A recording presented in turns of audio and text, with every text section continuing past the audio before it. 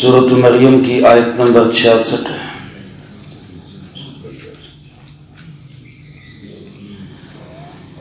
الحمدللہ وکفی وسلام علی عبادہ الذین اصطفی خصوصا علی سید الرسل وخاتم الانبیاء وعلى آلہ واصحابہ الاتقیاء اما بعد فاعوذ باللہ من الشیطان الرجیم بسم اللہ الرحمن الرحیم وَيَقُولُ الْإِنسَانُ أَإِذَا مَا مِتُّ لَسَوْفَ أُخْرَجُ حَيًّا أَوَلَا يَذْكُرُ الْإِنسَانُ أَنَّا خَلَقْنَاهُ مِنْ قَبْلُ وَلَمْ يَكُ شَيْئًا فَوَرَبِّكَ لَنَحْشُرَنَّهُمْ وَالشَّيَاطِينَ ثُمَّ لَنُحْضِرَنَّهُمْ حَوْلَ جَهَنَّمَ جِثِيًّا ثم لننزعن من كل شيعة أيهم أشد على الرحمن عتيا ثم لنحن أعلم بالذين هم أولى بها صليا ويقول الإنسان، اور یہ انسان کہتا ہے، اذا ما مت، کیا جب بھلا میں مر جاؤں گا، لسوف اخرج حیا، کیا پھر مجھے زندہ کر کے نکالا جائے گا، اولا یذکر الانسان، کیا یہ انسان اس وقت کو یاد نہیں کرتا، انا خلقناہ من قبل، بے شک ہم نے اس کو اس سے پہلے پیدا کیا، ولم یک شیئا، جبکہ یہ کچھ بھی نہیں تھا، فَوَرَبِّكَ، قسم ہے تیرے پروردگار کی، لَنَحْشُرَنَّهُمْ، ہم ضرور ان کو جمع کریں گے، وَالشَّيَاطِينَ، اور شیطانوں کو بھی، ثُمَّ لَنُحْضِرَنَّهُمْ حَوْلَ جَهَنَّمَ جِثِيًّا،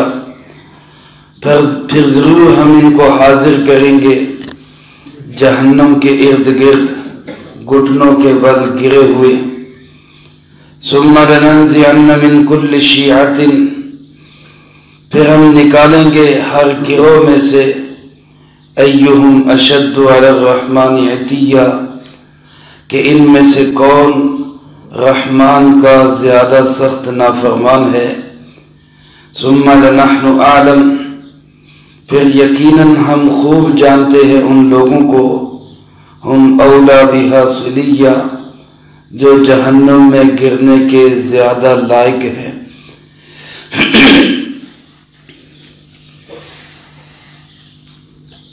یہ سورۃ مریم کا 5واں رکوع شروع ہو رہا ہے۔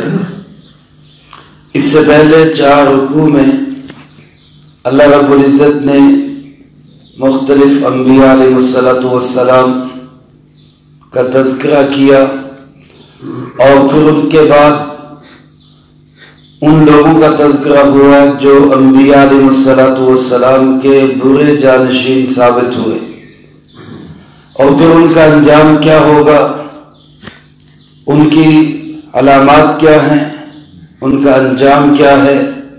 گزشتہ آیات میں اللہ پاک نے اس کو بیان فرمایا۔ میرے محترم دوستو، جناب محمد کریم صلی اللہ علیہ وسلم کے ساتھ کفار قریش کو جہاں اور بہت ساری چیزوں میں اختلاف تھا، وہاں ایک بہت بڑا اختلاف ان کو مرنے کے بعد دوبارہ زندگی میں بھی تھا۔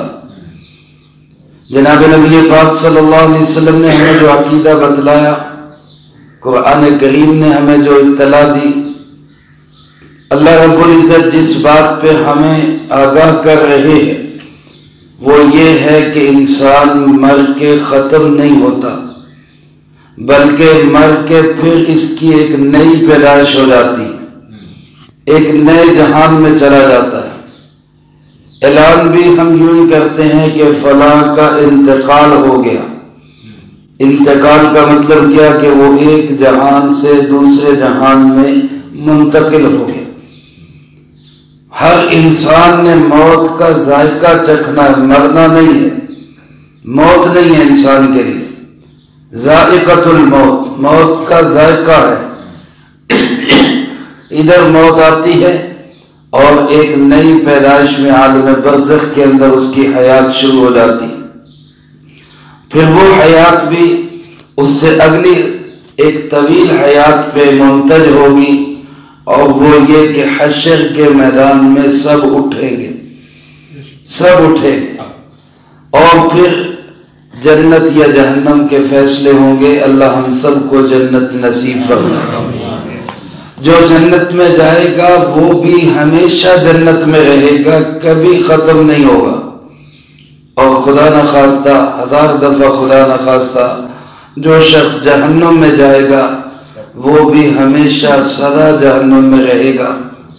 بے ایمان انسان کبھی جہنم سے نکالا نہیں جا سکتا۔ میرے محترم دوستو، یہ عقیدہ اگر انسان ہر وقت سامنے رکھے کہ میں نے مرنے کے بعد اٹھنا ہے اور اپنے رب کے سامنے پیش ہونا ہے، تو یہ ایک ایسی اکثیر چیز ہے کہ جو انسان کو دنیا کے اندر تیر کی طرح سیدھا کر دے۔ اس لیے اس عقیدے پر اللہ رب العزت نے، جناب محمد کریم صلی اللہ علیہ وسلم نے بہت محنت فرمائی کہ ہر وقت اس بات کو ذہن میں رکھو کہ میں نے مر کے پھر اٹھنا ہے اور اپنے کیے کرائے کا حساب اللہ کو دینا ہے۔ جس انسان کو حساب کا ڈر ہوگا وہ کبھی فراڈ نہیں کرے گا۔ جس کو یہ خطرہ ہوگا کہ میں نے رب کے سامنے پیش ہو کے ایک پائی کا حساب دینا ہے، وہ کبھی کسی کا مال نہیں دبائے گا، وہ کبھی کسی کی زمین نہیں دبائے گا، وہ کبھی بہنوں بیٹیوں کا وراثت کا حق نہیں رکھے گا، وہ کبھی حرام کمائی کی طرف نہیں جائے گا، کہ اس کو پتا ہے کہ میں یہاں تو بچ سکتا ہوں لیکن اللہ کے سامنے میں بچ نہیں سکتا۔ اس لیے قرآن کریم نے بار بار اس عقیدے کی طرف توجہ دلائی۔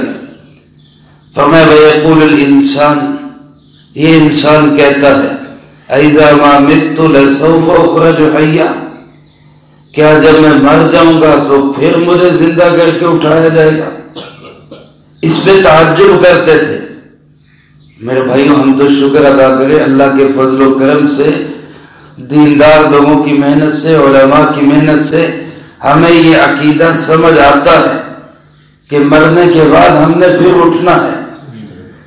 ہماری عقل میں یہ آ رہا ہے، لیکن جن لوگوں نے اللہ کے نبی صلی اللہ علیہ وسلم کا مقابلہ کیا یا آج کر رہے ہیں، ان کو یہ سمجھ نہیں آ رہا، ان کی عقل میں نہیں آ رہا کہ مر کے انسان کیسے زندہ ہوگا۔ اور کافر آپ صلی اللہ علیہ وسلم کے سامنے آتے اور آ کے بوسیدہ ہڈیاں قبرستان سے اٹھا کے لاتے، ان کو مسلتے، پھونک مار کے اڑاتے اور مذاق اڑاتے ہوئے کہا کرتے من یحیی العظام وہی رمیم، ان بوسیدہ ہڈیوں کو کون زندہ کرے گا، کون ان کو زندہ کرے گا؟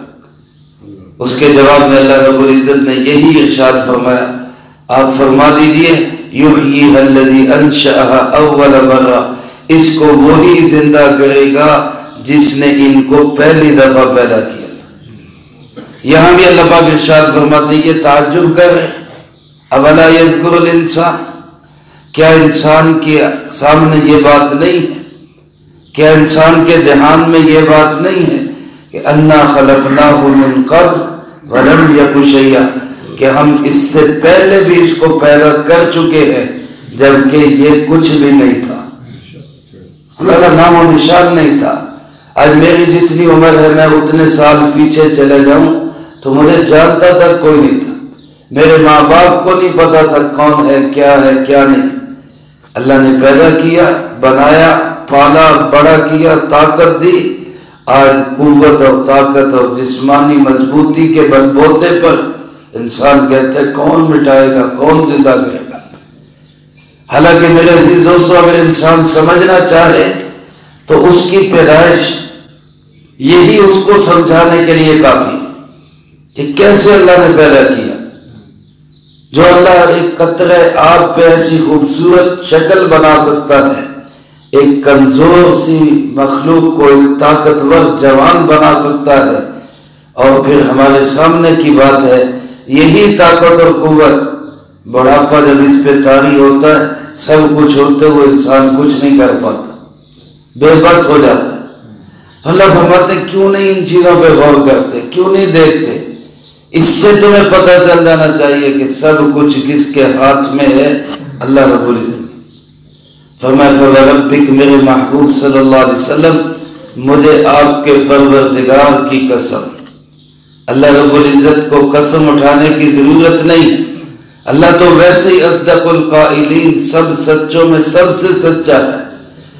لیکن قرآن کریم میں متعدد جگہوں پہ اللہ پاک نے بہت ساری قسمیں اٹھائی ہیں، اور وہ قسم ہوتی مضمون کو پکا اور مضبوط کرنے کے لیے کہ اس میں کسی قسم کے شک اور شبہ کی کوئی گنجائش نہیں.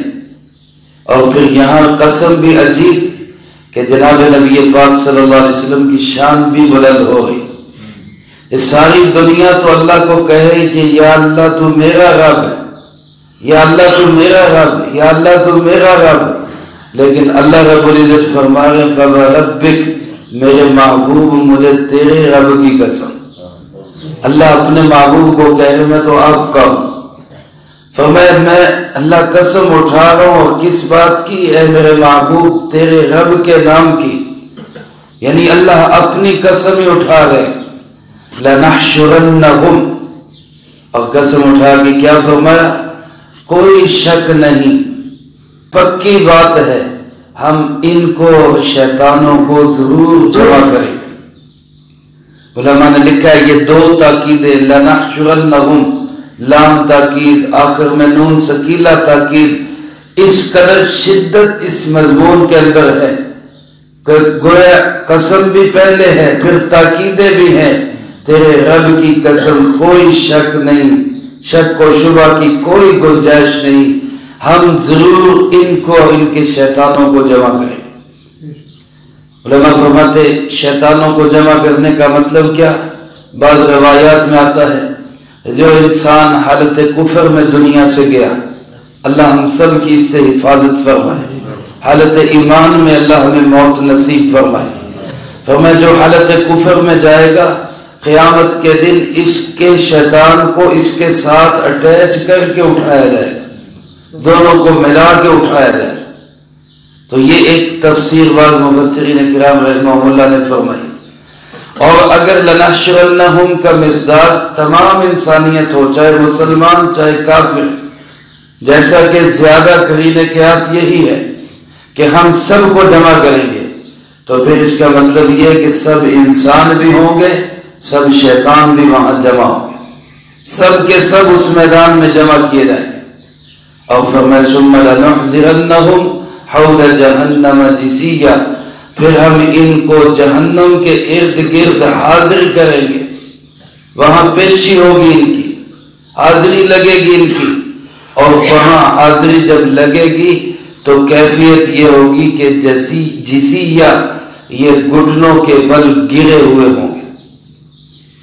جیسے گھبراہٹ کے عالم میں، خوف کے عالم میں انسان زمین کی طرف گرتا ہے، تو جہنم کا خوف اور چنگاڑ اس قدر ہوگی کہ انسان گھٹنوں کے بل زمین پہ گرے ہوئے ہوں گے.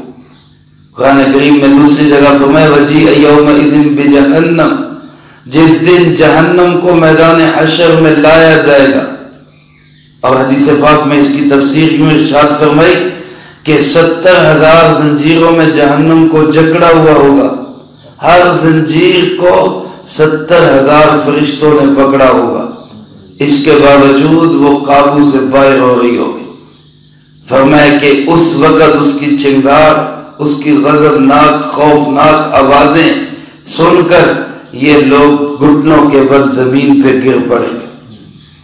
میرے محترم دوستو، فجر کی نماز کے بعد اور مغرب کی نماز کے بعد ہم اپنا ورد بنا لیں. 7 دفعہ فرمایا پڑھنا چاہیے اللہم اجرنا من النار، یا اللہم اجرنی من النار، اے اللہ مجھے جہنم کی آگ سے بچا، اے اللہ مجھے جہنم کی آگ سے بچا۔ اللہ ہم سب کی حفاظت فرمائے۔ فرمائے ثم لنحن اعلم، اور پھر جب یہ سب وہاں پہ اکٹھے ہوں گے، ساری انسانیت ہے، اس جہنم میں جانے والے لوگ بھی سب اکٹھے ہیں، لیکن فرمائے پھر ہم ان میں بھی درجہ بندی کریں گے، سب کو ایک مقام پہ نہیں رکھیں گے، جیسے جنت میں جانے والے مختلف مقامات پہ ہوں گے۔ حدیث پاک میں آپ صلی اللہ علیہ وسلم نے ارشاد فرمایا کہ جنت کے 100 درجے ہیں، اور سب سے اعلیٰ درجہ اس کو جنت الفردوس کہا جاتا ہے۔ فرمایا جب بھی اللہ سے مانگو تو جنت الفردوس مانگا کرو۔ اس جنت الفردوس کی چھت جو ہے وہ اللہ رب العزت کا عرش ہے۔ تو جیسے جنت کے اندر یہ درجات مختلف ہیں، اللہ فرماتے ہیں اسی طرح جہنم میں بھی ہم سب کو ایک درجے میں نہیں رکھیں گے، درجات مختلف ہیں۔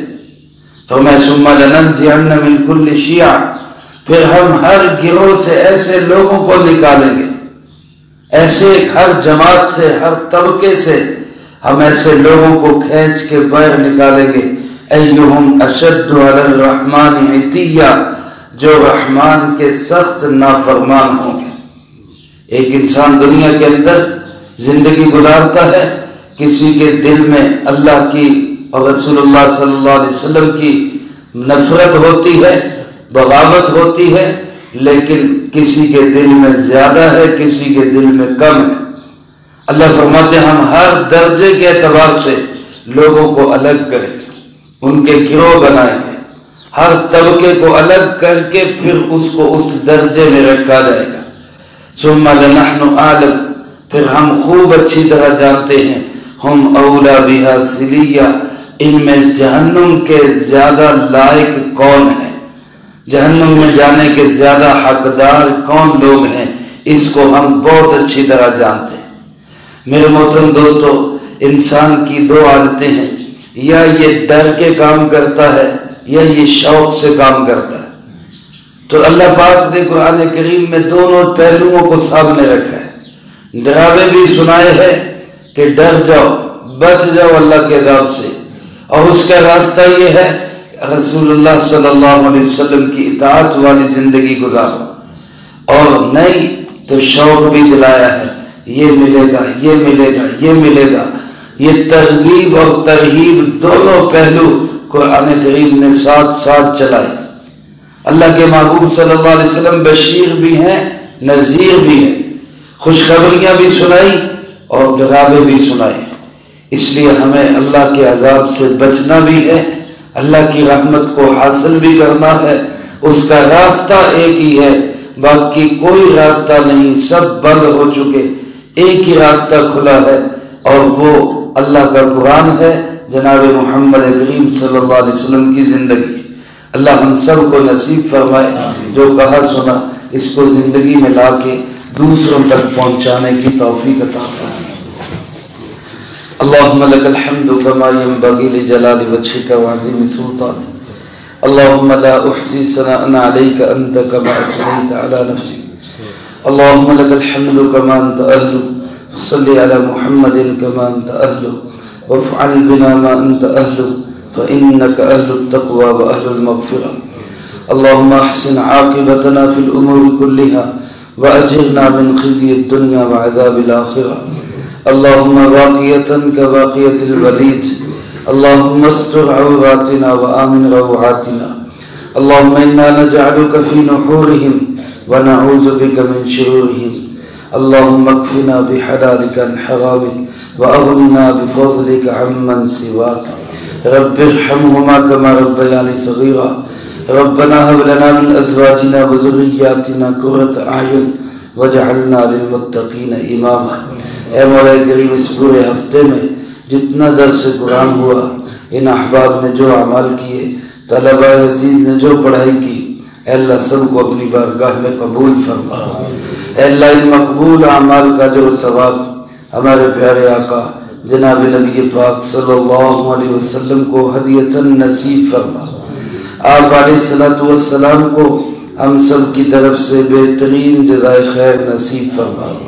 آپ کے توسل سے تمام انبیاء، تمام صحابہ، تمام اہل بیت، ازواج مطہرات، بنات اطہار، جناب نبی پاک صلی اللہ علیہ وسلم کی امت کے وہ تمام لوگ جو اس دنیا سے جا چکے، جو موجود ہیں، جو قیامت تک آئیں گے، بالخصوص علماء، مشائخ، محدثین، فقہاء کرام، اے اللہ ان سب کو اس کا اجر و ثواب نصیب فرما۔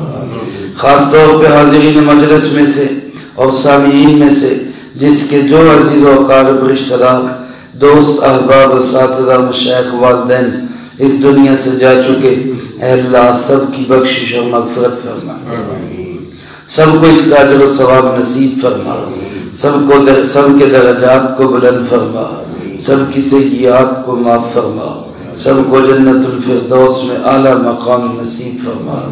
اے مولا کریم ہم میں سے ہر ایک کو اپنے اپنے وقت پہ اچھی موت نصیب فرما، بری موت اور اس کے اسباب سے بھی اللہ ہماری حفاظت فرما، عزت کی زندگی، شہادت کی موت نصیب فرما، اسلام والی زندگی، ایمان والی موت نصیب فرما۔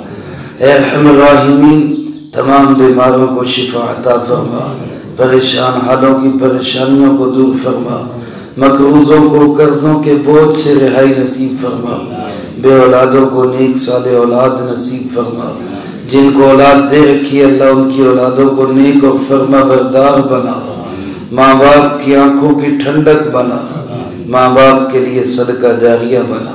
اے ارحم الراحمین جتنے میرے بھائی قرآن پاک کی محبت میں تشریف لاتے اور اس کو سنتے ہیں، اے اللہ سب کے دلوں میں قرآن پاک کو جگہ نصیب فرما، قرآن پاک کو ان کے دلوں کی بہار بنا۔ یا اللہ دنیا کے اندر قرآن پاک کے ساتھ تعلق نصیب فرما۔ یا اللہ قبر میں قرآن پاک کو ہمارا مونس اور غمخوار بنا، حشر کے میدان میں قرآن پاک کو ہمارا وکیل اور طرفدار بنا۔ یا اللہ جنت تک پہنچنے کے لیے قرآن کریم کو ہمارے رہبر اور رہنما بنا۔ یا اللہ قرآن پاک کو ہمارے دل کی بہار بنا۔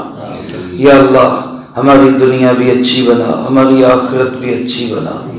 یا اللہ پاک حشر کے میدان میں اپنے عرش کا سایہ نصیب فرما۔ یا اللہ ہمارے نام دائیں ہاتھ میں نصیب فرما، پل صراط سے بجلی کی طرح سے پار لگا۔ یا اللہ جنت کے اندر اپنے محبوب کے پڑوس میں بلا استحقاق ہمیں جگہ نصیب فرما۔ یا اللہ اپنے محبوب کے ہاتھوں جام کوثر نصیب فرما، بھرپور نصیب فرما۔ یا اللہ کثیر نصیب فرما۔ یا اللہ ہماری دعاؤں کو اپنے فضل و کرم سے قبول فرما۔ ربنا تقبل منا انک انت السمیع العلیم وتب علینا انک انت التواب الرحیم، وصلی اللہ علی النبی الکریم وعلی آلہ واصحابہ اجمعین برحمتک یا رب۔